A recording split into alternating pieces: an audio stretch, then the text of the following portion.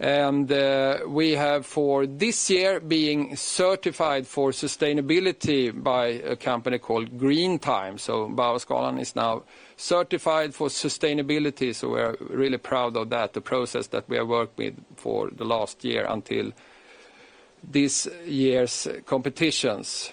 We also have decided to introduce the wave lights, which you have seen among the other Diamond League meetings. So wave lights will be present at this year's edition, and that will be interesting to see how that can support the athletes.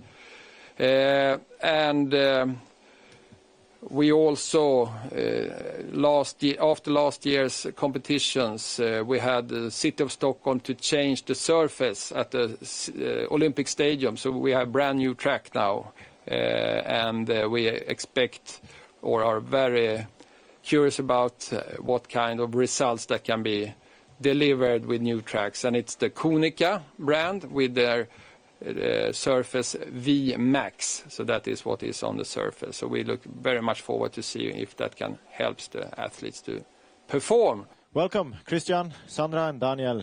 We call you the Queen of Diamond League. You have thrown 70 Diamond League meetings so far. You won, among a lot of other stuff, 6 European Championships. What keeps you motivated? First, thank you for the nickname, the Queen of the Diamond League. Yes, it will truly be honored to compete so many times at the Diamond League meets, because they are one of the best in the world. And I won 6 of these trophies, so I'm still chasing for the 7th, because you know all the discus throwers love the number 7, so I think that's my main goal. What keeps me motivated? Because I really love what I do, and the discus throw is sense of my life, and I'm enjoying every day. Sometimes have to, you can have a bad days, but the most of the time is the good days. And when you're competing with in this company with these guys, traveling around the world and showing the rest of the world how good you are and how prepared you train for these meets, I think there is nothing more beautiful in life than the work to do the job you love the most. How much do you look forward to wins like this tomorrow? Today? I mean, of course, wind is always welcome. Of course, if it's no rain, even better. But yeah, we're gonna see. I think it's gonna be a good competition tomorrow. I mean, a lot. There's like a good field of throwers. 3 over 71, 5 over 70 total. So it's gonna take a lot. I think over 70. For sure. First of all, I'm really excited to throw at my hometown, and it's a strong field, and it's gonna be crazy fun. Well, I haven't changed so much. It's more like I enjoy the sport more now than I used to do, and I just love throwing and discus. Like Sandra said, I'm just gonna continue many years and enjoy it more, and be out, throw, and have fun. I don't go to competitions worried about times. I just try to focus on myself, my huddles, execution, and whatever you see on the clock is what my 100% is. Of course I do. And yeah, I took the record here in 2020, I think, during the pandemic, and then he stole it from me last year. So of course I want it back. I was unfortunate enough to pull my hamstrings. Don't recommend that to any athletes. It's no good. This year, starting late, it's just because I chose to do the indoor season, and I think it's very difficult because for me, what triggers me and what makes me love competing is when I can step up to the line and know that I can really perform. And to be able to do that, you need to train, you need to have energy, you need to rest, and that's why I chose to begin late and try to have some space between my races. No offense to you running that yesterday. So we have the nationals already next week, so that's going to be a bit tight actually. You're only doing the hurdles there, not 400 meter flat? I think it's going to be the hurdles, yeah. That's what I know how to do the best. Welcome. And then it's Monaco. That's the next Diamond League. I think that's also going to be the last Diamond League with 400-meter hurdles before the World Champs. So that's my plan going forward, and I think it's a solid plan. Okay, I'm sorry, I don't speak English. I speak with my family. Yeah, we have an interpreter, so that's okay.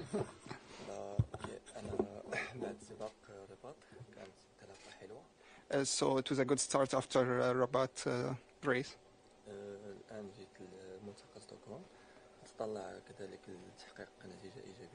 So of course he's looking forward to achieve a good result here in Stockholm.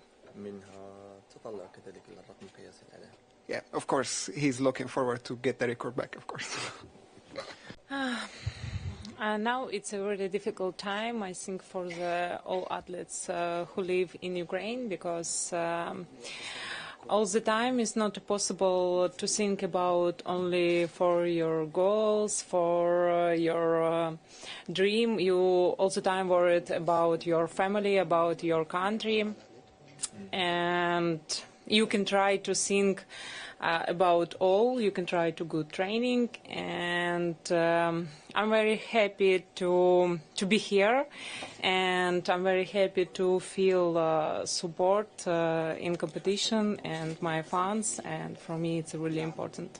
I don't know, now we can try to jump to events, but sometimes I more like and I'm more good feeling triple jump, but maybe in my future I more concentrate in triple jump, but now we can try double. What's that? It was so special for me. 7 meters is that distance that all female long jumpers are striving for, and it's something that I have felt I've been capable of for so long and just never been able to do it. So to get it in a moment where I wasn't expecting it, and to take a gold medal at the same time, just incredible. But I got to keep it up.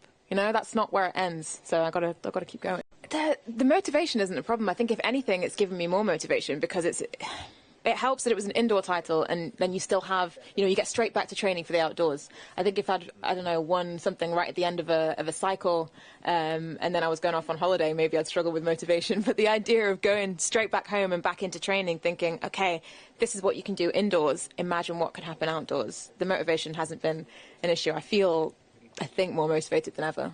The meeting director, the stadium record here in Stockholm was set in 1989. It's 7:05 in women's long jump. I'm just saying that. Good to know. Well, who knows?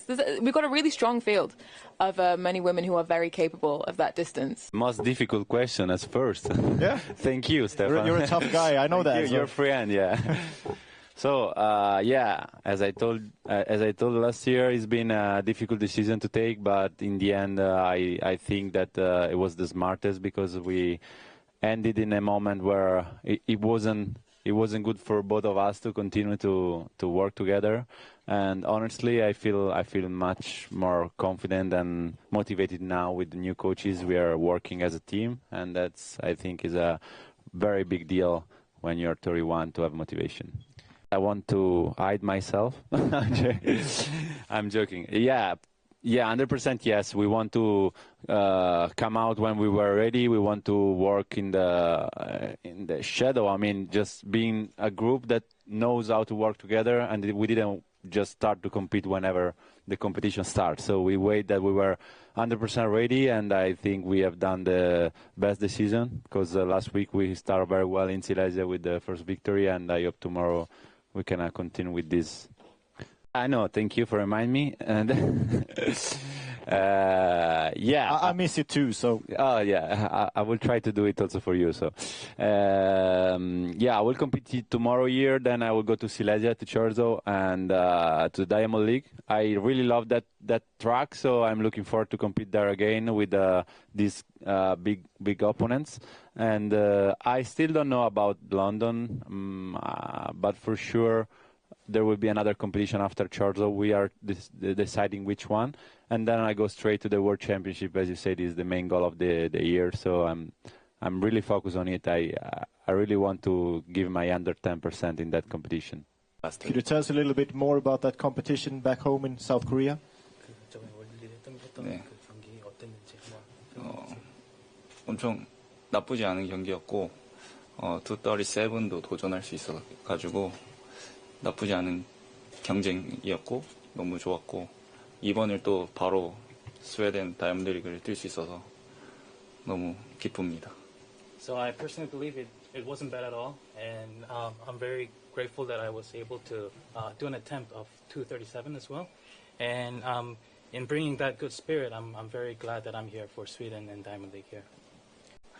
한번 항상 뭐 생각하지만 우승을 맨날 1위를 하는 것도 좋지만 뭐 서로 재밌는 경쟁을 하면서 하는 게 저는 또 재밌는 높이 뛰기만의 매력이라고 생각해서 그 순위는 나중에 생각을 하는 편이라 일단은 다 같이 기록을 냈으면 하는 바람이 있고 또 재밌게 경쟁을 치렀으면 좋겠습니다. Well, as an athlete, looking forward to being on the first place is always a thing, but even more important than that is to have fun all together, like all the contenders having fun in the event. So even for tomorrow, I believe what I want from the event is to all have fun and also get everybody to have a good result out of it. Yeah, well, I feel good. I feel good jumping. I feel like as far as, yeah, I'm where I want to be at this part of the season, and going into tomorrow, I think of course I need to win.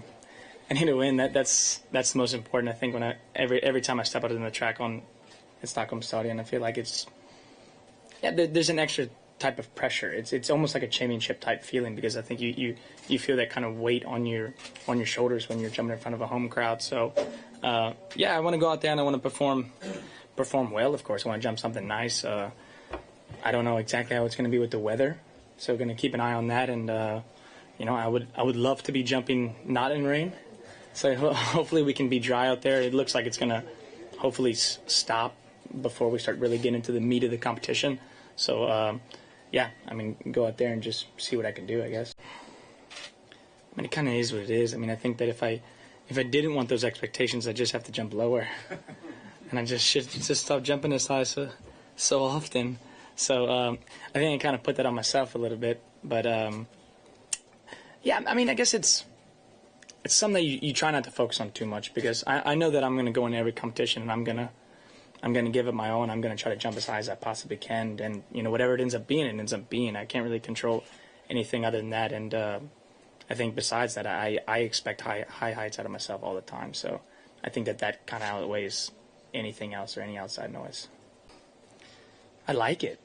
I like competing. And I think that in the situation that I'm in right now, where I'm jumping so well, it's just like, it's cool to be good at something, and it's fun. You go out there and I've been doing it for such a long time that I think it's part of my identity. It's part of my daily routine in a way. So it's hard to think of life without it, I guess. But for me, I'm in a situation where pole vaulting is such a tough and technical event, where whenever you finally are able to start figuring it out, which feels like it wasn't, but just recently, basically. I mean, just the past couple of years, I would say, when I'm really starting to figure it out, and I feel like I really just have the feeling, and when I'm on, I'm just on, to where it's like you just want to stay in that bubble. And so that's when it really starts to become fun, when you start to figure the event out. So yeah, I mean, I really like everything about it. I like being out there with the guys competing. I like hanging out after the meets. I like the travel. I like